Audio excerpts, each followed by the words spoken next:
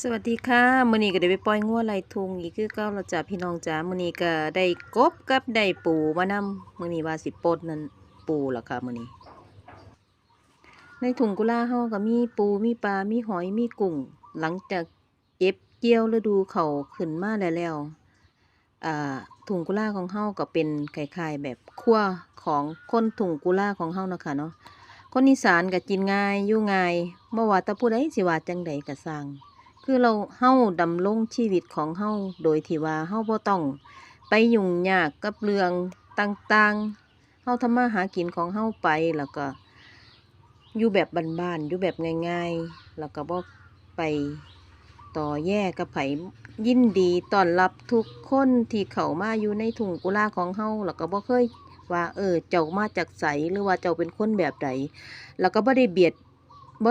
ว่าเจ้าสิอยู่ภาคนั้นภาคนี้เนาะค่ะเนาะ จังใดก็ฮักคือเก่าค่ะคนถุงกุลา